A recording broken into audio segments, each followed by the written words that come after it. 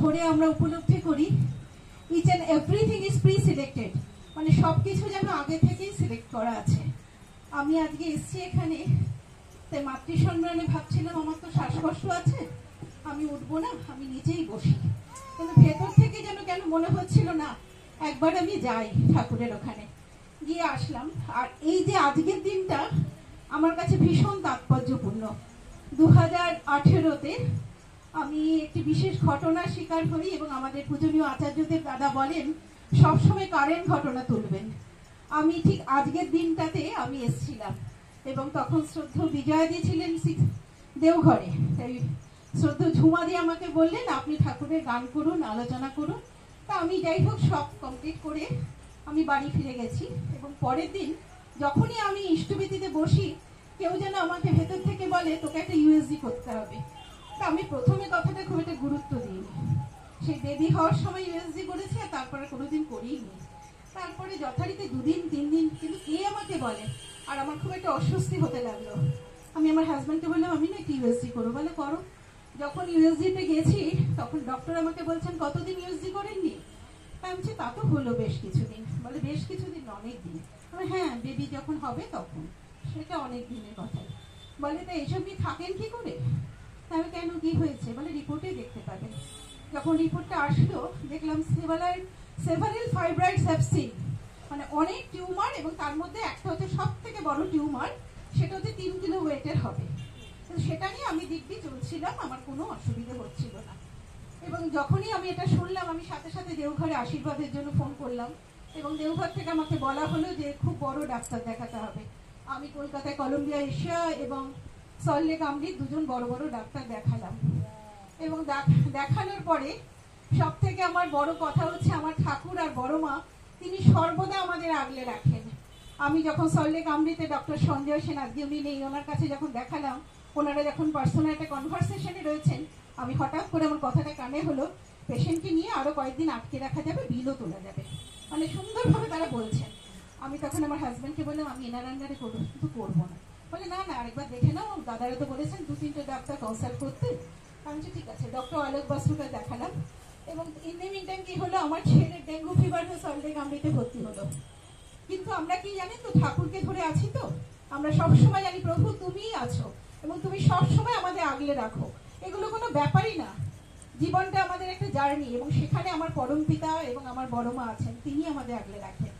এবং যথারীতি যখন ছেলে ওখানে সল্টলেক আমৃতে ভর্তি হলো, ছেলে আস্তে আস্তে সুস্থ হয়ে বাড়ি ফিরে এলো। এবং তখন আমি অলোক বাসুর আন্ডারেই করবো, কারণ ওখানকার সবাই বললো অলোক বাসুর অনেক সিনিয়র ডক্টর। এবার যখন আমি ওটিতে যাচ্ছি, ওরা স্পেশাল টিম এনে আমাকে অপারেশন করবে।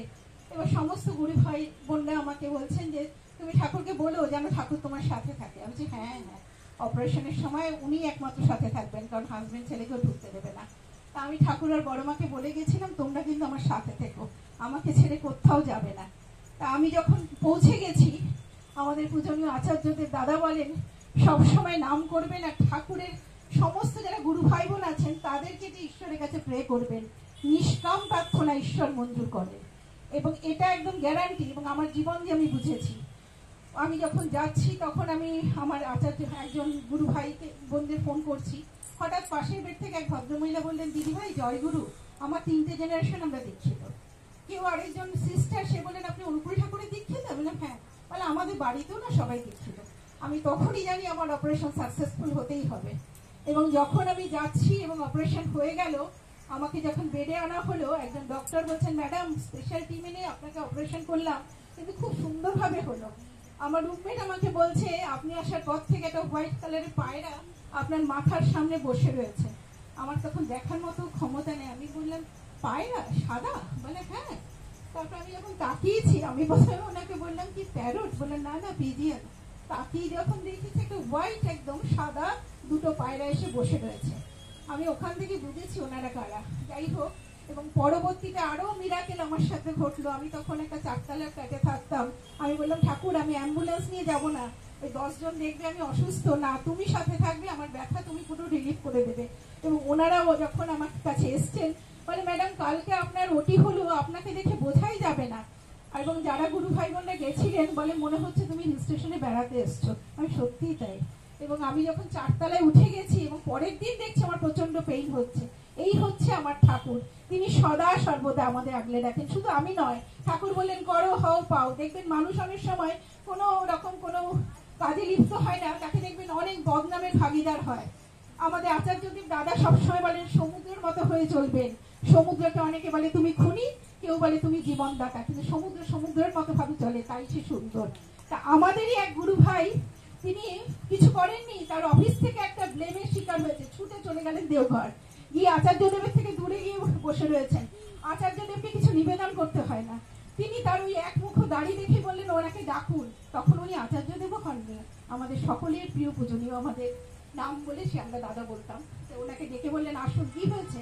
তো উনি বললেন দাদা যেটা করিনি সেটা নিয়ে আমাকে ব্লেম দেওয়া হচ্ছে। তখন দাদা বললেন রাজা রামচন্দ্র যখন রাবণের এগেন্স্টে যুদ্ধ করেছে, নিজের রাজ্যে নয়, যেই রাজ্যে গিয়েছিলেন ঠিক তাদেরকে নিয়ে যুদ্ধ করেছেন। সুতরাং যেই অফিসে চাকরি করছেন সবার সাথে ভালো রিলেশন রাখবেন এবং তাদেরকে নিয়ে যে আপনার এগেন্স্টে ব্লেম দিয়েছে তার এগেন্স্টে যুদ্ধ করুন, আপনি নিশ্চয়ই জয়যুক্ত হবেন। আজকে আমাদের সেই গুরু ভাই একজন WBCS অফিসার। সুতরাং আমরা কে কি বললো কে কি করলো আমরা কিচ্ছু দেখাবো না, শুধু আমার ঠাকুর আর আমি, এর মধ্যে কিচ্ছু নেই। এবং এরাই হচ্ছে আমাদের আচার্য পরম্পরা রেখে গেছেন, যিনি সদা সর্বদা আমাদের রক্ষা করছেন। আমরা শুধু এইটুকু বিশ্বাস নিয়ে চলবো, তিনি আছেন, তিনি থাকবেন এবং তিনি সদা সর্বদা আমাদের রক্ষা করবেন। সকলের মঙ্গল প্রার্থনা করে বক্তব্য এখানেই রাখলাম। জয় গুরু বন্দে পুরুষোত্তম।